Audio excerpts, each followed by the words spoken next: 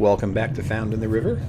My name is Mark, and I want to thank you guys for clicking on our video, watching our video, and especially if you've subscribed. We really appreciate that.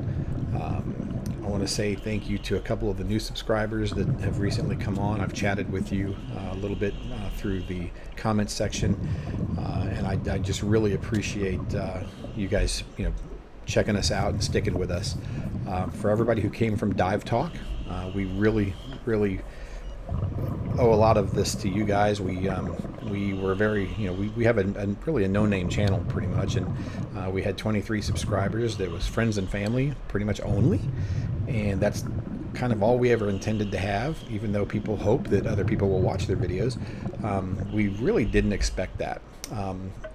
Dive Talk, Gus and Woody from Dive Talk on YouTube, actually did a Cave Divers React video to one of our videos that we had posted that we never thought anybody would see, and we did some goofy things, some really irresponsible things actually when we first started diving, because when you first get into this, I think that some people, they get a glimpse of some things that really intrigue them. The caves have always intrigued us, from day one when we were, doing our open water dive. We actually were doing it in a river that had some small springs, and we just poked our head into the little cavern there, and it was love at first sight. So we knew immediately that that's what we wanted to check out, and we've been some places, or had gone some places, that we really should not have gone to. Our instructors told us not to go, and we didn't do it right initially, but through the wisdom of others, including Gus and Woody at Dive Talk, we found our way to a cave instructor, and we've been in love with it ever since. So we came up through the ranks and finally got our cave certification, and it's the most incredible thing. Paul, our dive team really consists of myself and my son Aaron, and Paul, my best friend, and Aaron's best friend Nick, who is Paul's son. So all four of us go out and we do this. We learn to do this together, and we just really enjoy it. And it's such a phenomenal bonding opportunity for the kids and ourselves, because what 16-year-old kid chooses to hang out with their dads on the weekend these days? A lot of them would rather be hanging out with their friends, girlfriends, things like that. And not to say they don't like their girlfriends, but it's exciting for Paul and I, because the kids make time for us and they really enjoy this. They want to do it with us, and that says something to us. It makes us feel valuable. Where sometimes having teenagers, it can be a little hit or miss. But we love it. But we love hanging out with the kids, and we're just grateful that they love hanging out with us. So would we do it without them? Maybe. But we really enjoy the kids being as enthused about this as we are. But the things you can find in the caves, Ginnie Springs, actually, people have found prehistoric bones, mastodon bones, things like that. There's actually one, a tusk or a jawbone or something on display there at Ginnie Springs in the cabinet at the cash register. But these caves are, many years ago, when the sea level was much lower. It was higher, then lower. Forgive the laughter in the background. This is a really fun house. People have a lot of fun here, so there may be some laughter coming through the microphone. If so, don't worry, everybody's okay. But anyways, the prehistoric bones you can find, it's amazing what you see. There are mastodon bones, cow bones, deer, turtles, all kinds of animals that have made their way into these caves when they were dry, and then perished. And you'd wonder, how the heck did a deer? Why is there a deer skeleton here, or a cow, cow bones here? Nobody brought them down there. These caves were dry at one point, and the animals wandered in there, and maybe that's just where they perished. So. But seeing those things is really cool, and it's all, a lot of them are fossilized, petrified, things like that. So they're just artifacts, pretty much. a lot of people ask, well, do you take them out? No, you don't take them out. Generally, you leave them where they are so that other divers, other cave divers, can go in and see them and enjoy them for what they are. In some cave systems, there's actually a shelf that is kind of cut into the rock naturally, and people will gather the bones they find if they're just small bones, and they'll put them on these shelves, so everybody can go. Every time they go to these caves, they can go check out and see what's new and what's been found. But that's just a little bit of it. Now, all this, these are all lime rock caves that are really and truly just old coral reefs. And because they were underwater during the Ice Age and such things like that, they have fossils. There could be fossils from sea life. I've seen at Paradise Springs, there's actually sand dollars, the huge sand dollars that are on the ceiling there, if they're still there. In Devil's Den, we also have seen the fossil remains of sand dollars. I almost said silver dollars. But there's all sorts of things. If you pay attention to the fine details, you'd be amazed at what you can find, what you can see. So at this point, we're going into Devil's Eye, and we're going to take that over to the Devil's Ear area, and then continue down through the gallery and over the lips and over to the Keyhole. And we'll turn around at the Keyhole and come back out. We had planned to go a little bit further, but the flow was pretty strong today, and we were actually getting pretty tired. We kept getting cramps in our legs. 3 of us did. So we decided to go ahead and come on back when we reach Keyhole. So you'll see the divers are exiting here. I'm about to go in and get with my group. I'm the cameraman for this particular dive, so I'm going to go down there. We'll meet up with them, and then we'll continue on our dive and take you through the cave. We're doing something a little different with our lighting because we want to give you the best possible picture of what these caves look like if you've never been. And standard videos that we've done in the past, we were trying to get the lighting and everything right so you could see the most detail, but we never did do it. I previewed this video earlier, and we're really excited about the way it came out. It's not going to be professional quality by any means, but it's the best that we've been able to do so far, and we're really excited for you guys to see this. So with that, I'll shut my mouth and let you guys watch the video. I'll probably come in and talk about certain things at certain points in the video, but other than that, please enjoy it, and if you haven't subscribed, please do so. We would appreciate it. We'd like to get to 100 subscribers so that we can get our little custom name. Instead of youtube.com/ a bunch of numbers and letters, we'd like for it to be youtube.com/ found in the river. That would be incredible. So anyways, enjoy it. There, Aaron just turned on his light, and the procession here is Aaron in the front, then Nick, which is Paul's son, then Paul will be in front of me, and I'll be last with the camera, at least initially. So please enjoy it, and please let us know what you think of it. We're looking forward to hearing from you. Thank you so much, and here we go.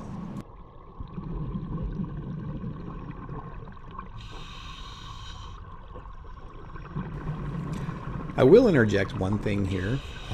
A lot of people, when we ask them, or we say, hey, we cave dive, or we do this, or it somehow comes up in conversation, they're like, oh my God, I could never do that. It's so claustrophobic, and they've seen it on TV, and you got to squeeze through these little, tight little restrictions. Well, if you see here, Paul and I are pretty big people, but a lot of times it looks a lot smaller than it is. But just to let you know, yes, there are small areas like this. However, for the most part, as you're going to see in a few minutes, the caves are enormous. We've been in caves and caverns that have rooms in them that are large enough to hold a 747. So it's an amazing. What is under the ground would absolutely amaze most people, because as you're driving down the highway, that road that you're on, just 30 to 200 feet below that are just the most amazing caves and caverns you've ever seen, and you would have no idea that there's these large underground rivers that you're walking over in the grocery store, you're driving over on the highway. Sometimes you could look out over a cow pasture as you're driving down the road, and underneath that is a massive cave system. So they're all over Florida, and there's hundreds of them. So if you've ever thought about getting into it, and you're an open water diver or a non-diver, just make sure you come up through the ranks the right way, and don't bite off more than you can chew. Don't feel like, oh, I can do this or I can do that, because I can promise you from experience that that's the part that's going to get you. We've had some very uncomfortable situations when we were not properly trained, and I won't go into that, but I will just say that we're all extremely lucky. So what you're seeing now is that small, kind of tunnel that we're going through. It's going to open up into a sizable room at the Devil's Ear entrance, and you won't really see Devil's Ear because you'll get a glimpse of the cave sign that's to the right. That's for people who are coming in the Devil's Ear entrance to look at that, and it's the typical cave warning symbol or warning sign with the Grim Reaper letting them know that this is far enough. If you're not trained, you're not cave trained, you don't have the proper equipment or training, don't come in here because you will die. So anyways, you'll see that here. I'll shut my mouth again so you can enjoy it, and here we go.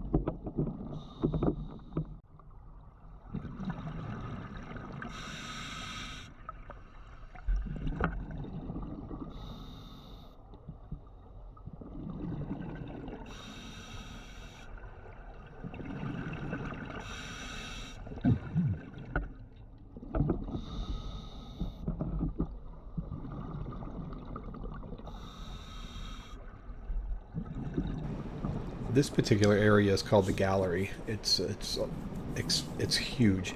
Off to the left of the camera is a whole nother section, pretty much like what you see here. It's very wide, very tall. I would guess it's probably 30 feet tall. This cave is, and it's probably 60 feet wide, maybe 70, 80 feet wide. There you go, kind of look over that way and show you that. But the line, I don't know if you can see it in the video yet, but the line is down there along the right hand side, and that's the line that we follow all the way. In our journey through a cave, we have to follow a line in case something happens. If let's say we get into a situation where somebody kicks up a bunch of silt, or if there's maybe some of the rocks fall from the ceiling, stirs up a bunch of debris, and you can't see, then you would simply reach for the line and follow the line back out the cave the way you came. So here we're going to progress through the gallery, and you'll see us come to the lips here in a moment, and we'll kind of go up and over the lips, which is another kind of tight area like you saw in the beginning. And then the boys are going to go through the keyhole, and then we'll come back out the keyhole, and you'll get to see that.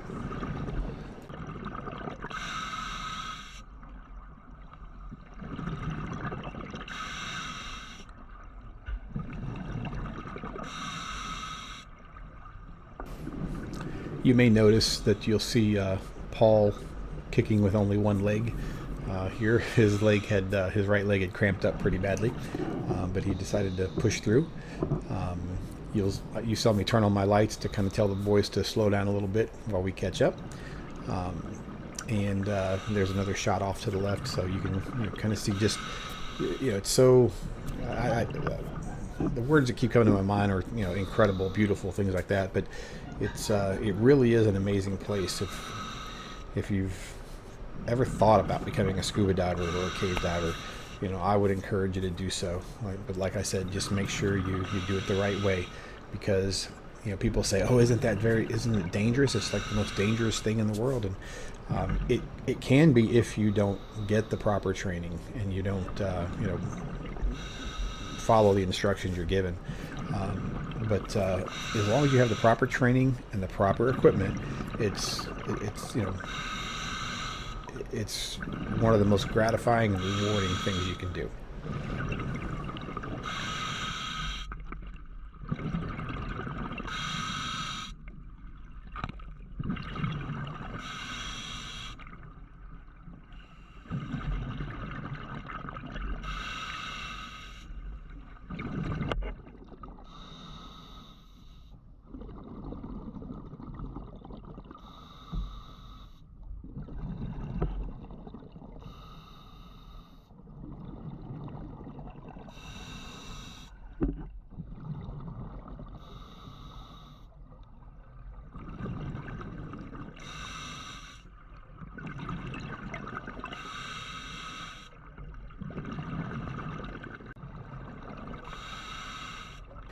This area is what's known as the lips.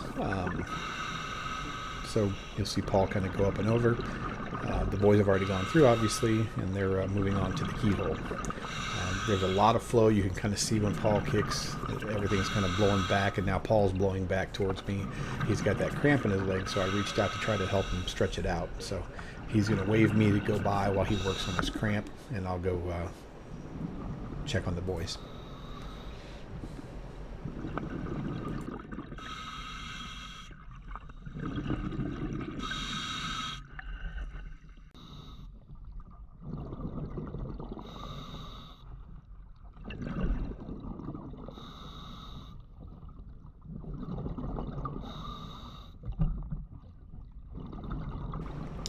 I'm going to cut here to Nick's head-mounted camera. It mounts to his mask, and that way you'll see Nick is right behind Aaron, and you'll see them go over through the lips and then over to the keyhole. The head-mounted camera is not quite as stable since you're kind of moving your head all the time, looking around, but it'll give you a closer view of the keyhole and Aaron and Nick's progression through the keyhole. And then they'll turn around and come back, and we'll be on the outside of the keyhole waiting on them.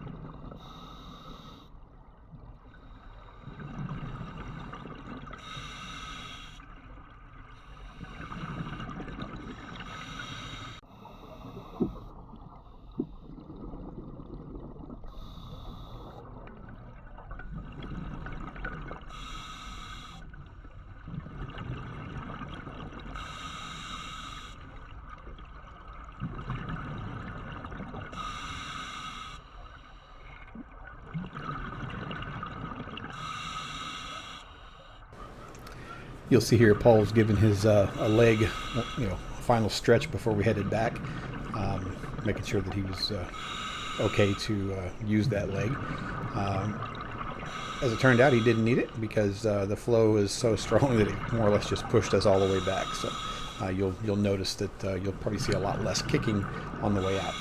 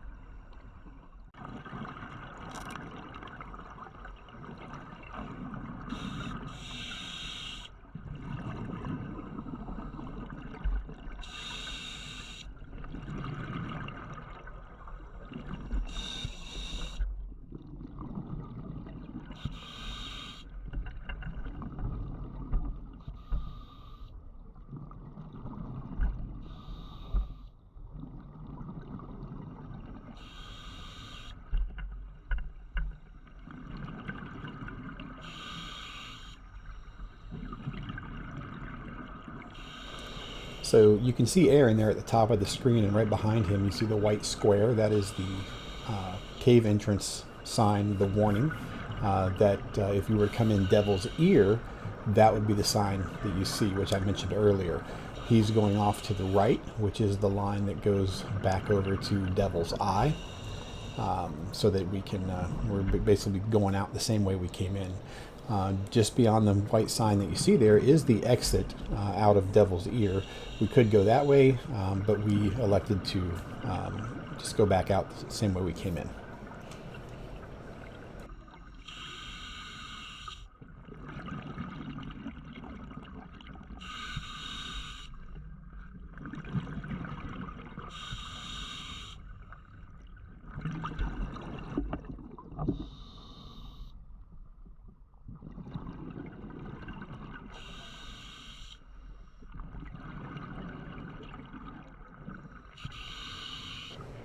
As we exit here, since I did mention that we did something different with the lighting this time, and I didn't want to leave you hanging as far as what we did. Basically, we have some of the kind of the cheap video lights that the guys are carrying in front of me. They're just the Amazon lights. And then on the camera, I have the Orcatorch D530V, as in Victor, or V for video. That's what I have mounted on my camera rig, and I'm using just a GoPro 8 as the camera. I have a couple other cameras, but today we're testing out the GoPro Hero 8 just to kind of see what kind of video we can get off of it, and we are very pleased with it so far. So anyways, I just wanted to throw that in there, let you know, what lights we were using and what camera.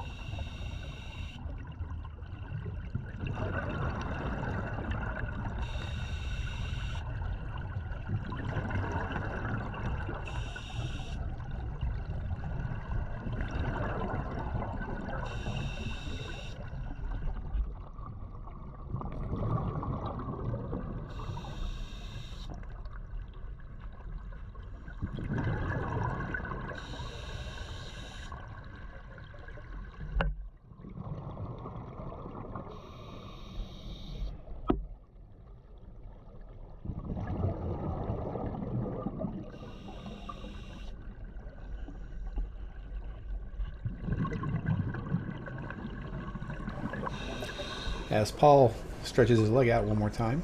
We're just about to go through the exit out into the Devil's Eye again, where we basically just stopped, did our safety stop, and then progressed up to the surface and headed out. But again, I want to thank you guys for watching. If you've got this far, we genuinely appreciate you. And we will post another video hopefully again next week. But if you like this, please let us know that you like it, or let us know what you'd like to see. If there's a spring or a cave you want us to dive here in Florida, let us know what your thoughts are, and we'll try to make it happen. If you have any suggestions on how we can do better, that would be fantastic as well. Other than that, again, we really do appreciate you. Thank you so much for sharing your day with us. Until next time, have a great day.